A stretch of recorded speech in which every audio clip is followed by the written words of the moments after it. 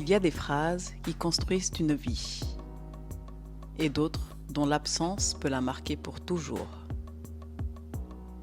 Mon père ne m'a jamais dit qu'il était fier de moi. Enfin, pas avec des mots. Bonsoir, je suis Mariam, un micro ouvert entre Paris et Atlanta. Et ce soir, j'aimerais vous raconter une histoire. Une histoire inspirée de confidences, de rencontres et de fragments de vie. Alors prenez un instant, fermez doucement les yeux et laissez-vous porter.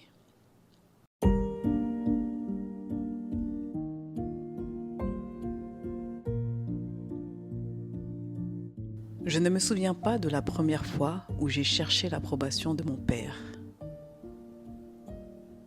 J'ai simplement l'impression de l'avoir toujours cherché. Comme si cela avait toujours été là. Quand j'étais enfant, mon père n'était pas un homme méchant. Loin de là. Il travaillait beaucoup. Il était présent. Il faisait ce qu'il pensait être juste. Mais il n'était pas démonstratif.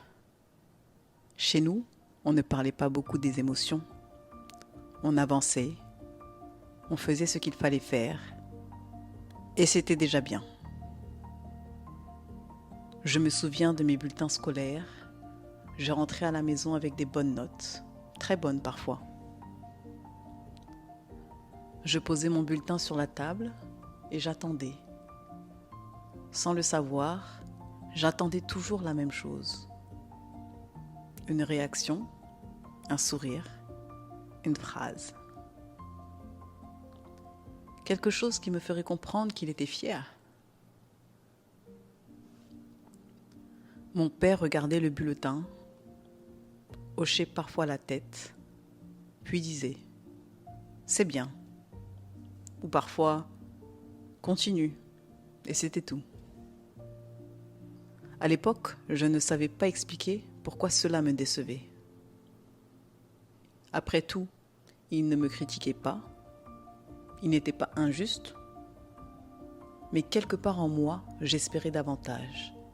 Je voulais voir une étincelle dans son regard. Je voulais entendre quelque chose qui me permette de me dire « Ça y est, cette fois, il est fier de moi ». Alors j'ai continué. À l'école, dans le sport, dans mes projets, chaque nouvelle réussite ressemblait à une nouvelle tentative, comme si la suivante allait enfin être la bonne. Comme si le prochain diplôme, le prochain trophée, le prochain accomplissement allait provoquer cette réaction que j'attendais depuis si longtemps.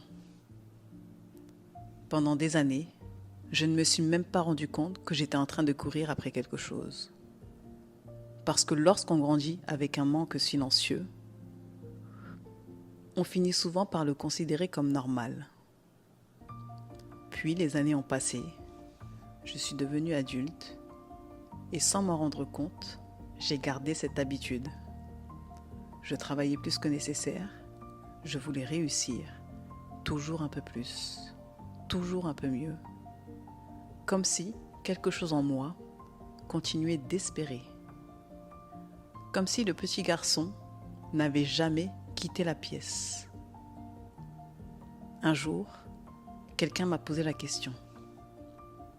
Une question à laquelle je n'avais jamais réfléchi. Cette personne m'a demandé « Si ton père te disait demain qu'il est fier de toi, qu'est-ce que ça changerait ?» Je me souviens avoir ouvert la bouche pour répondre, puis m'être arrêtée, parce que je ne savais pas, ou peut-être que je savais trop bien. Et pour la première fois de ma vie, j'ai commencé à me demander si je construisais réellement ma vie pour moi, ou si j'essayais encore de convaincre quelqu'un. Quelqu'un qui ne m'avait jamais demandé de le faire. Cette nuit-là, je n'ai presque pas dormi. Et quelques jours plus tard, il s'est passé quelque chose. Quelque chose qui m'a obligée à regarder mon histoire avec mon père d'une manière complètement différente. Une conversation. Une simple conversation. Mais elle allait changer tout ce que je croyais savoir. Et ça, je vous le raconterai demain soir.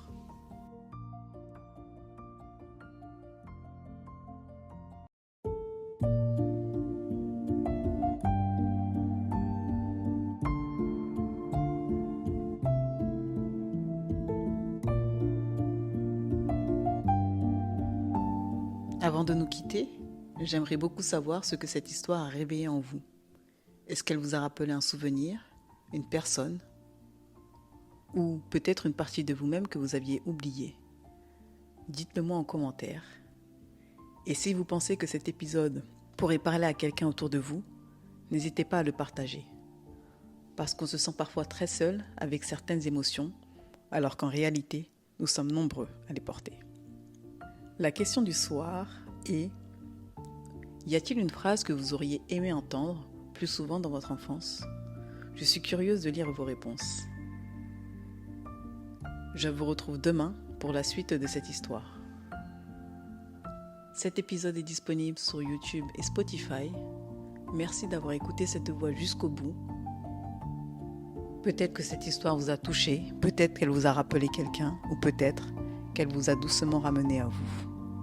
Je m'appelle Mariam, et tant qu'il y aura des voix à écouter, Voix d'inconnu continuera d'exister.